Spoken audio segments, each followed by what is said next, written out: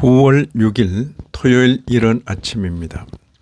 오늘 말씀 읽기 본문은 에스라 6장입니다.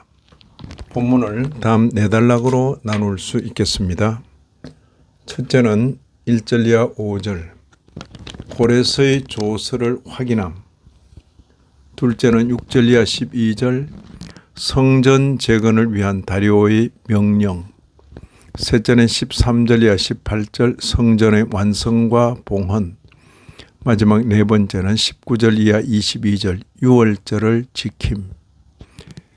오늘 본문에서는 성전 재건 완성과 봉헌에 대하여 기록하고 있습니다. 참으로 우여곡절이 많은 성전 재건축이었습니다.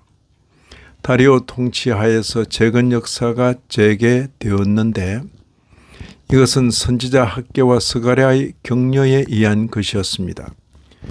이것을 총독 다뜨네가 간섭하였고 다리오에게 보고하여 드디어 고레스의 조서를 확인하게 되었습니다. 이에 힘입어 성전 재건을 위한 다리오의 명령이 떨어졌습니다. 우여곡절 끝에 성전이 완성되었고 봉헌되었습니다.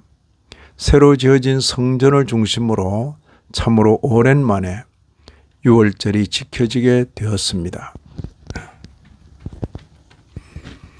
방해자 다뜨네의 상소를 받고 실사해 본 결과 드디어 고레스의 칙령이 발견되었습니다.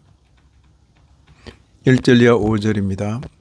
이에 다리오 왕이 조서를 내려 문서 창고 곧 바벨론의 보물을 쌓아둔 보물 전각에서 조사하게 하여 메대에도 앙메다 궁성에서 한 두루마리를 찾았으니 거기에 기록하였으되 고레스 왕 원년에 조서를 내려 이르기를 예루살렘에 있는 하나님의 성전에 대하여 이르노니 이 성전 곧 제사 드리는 처소를 건축하되 또 느부갓네살이 예루살렘 성전에서 탈취하여 바벨론으로 옮겼던 하나님의 성전 금, 은 그릇들을 돌려보내어 예루살렘 성전에 가져다가 하나님의 성전 안 각기 제 자리에 둘지니라. 메대에도 앙메다 궁성에서 성전 재건과 관련된 고레스의 칙령이 발견된 것입니다. 성전 재건을 위한 다리오의 명령은 준엄합니다. 먼저 하나님의 성전 공사를 막지 말고 유다 총독과 장로들이 하나님의 이 성전을 제자리에 건축하라고 명합니다. 다음으로 왕의 재산 곧 유브라데 강 건너편에서 거둔 세금 중에서 그 경비를 이 사람들에게 끊임없이 주어 그들로 멈추지 않게 하라고 명합니다.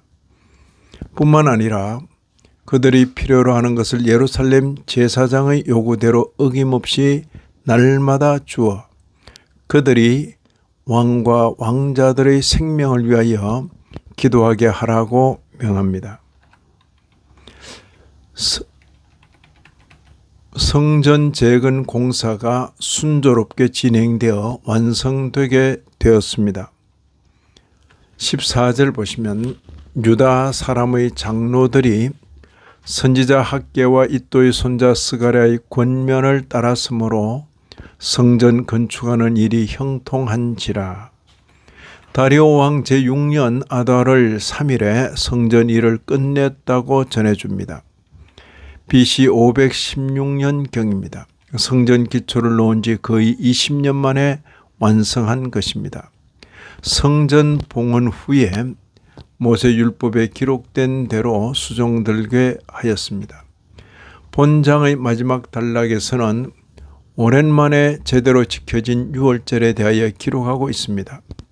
유월절은 선민 이스라엘에게는 저들의 정체성과 직결된 절기입니다. 참으로 오랜만에 지키는 이 절기에 사로잡혔다가 돌아온 이스라엘 자손뿐 아니라 이스라엘의 하나님 여호와를 찾는 사람들도 함께하였다고 합니다. 21절 22절을 보시면 사로잡혔다가 돌아온 이스라엘 자손과 자기 땅에 사는 이방 사람의 더러운 것으로부터 스스로를 구별한 모든 자들이 다 먹고 즐거움으로 이래 동안 무교절을 지켰으니, 스스로를 구별한 모든 자들에 대해서 이스라엘 사람들에게 속하여 이스라엘의 하나님 여호와를 찾는 자들이라고 했습니다. 열린 절기입니다. 분명 이스라엘을 위한 절기인데 자원하는 자들이 함께 할 수 있는 절기입니다. 이런 말씀을 읽는 우리로서는 다음 몇 가지를 생각하게 됩니다. 먼저 성전 재건을 위해 선하게 쓰임받은 다리오는 참으로 복된 사람이었다고 생각합니다. 또한 중단되었던 성전 재건 공사를 독려한 학개와 스가랴는 교회를 중흥케 한 분들이었다고 생각합니다. 나아가 이방인들로서 스스로 구별하여 유월절 지키는 일에 참여한 그들은 복된 사람들이었다고 생각합니다. 우리 모두 영원을 두고 복된 사람으로 살아야 하겠습니다.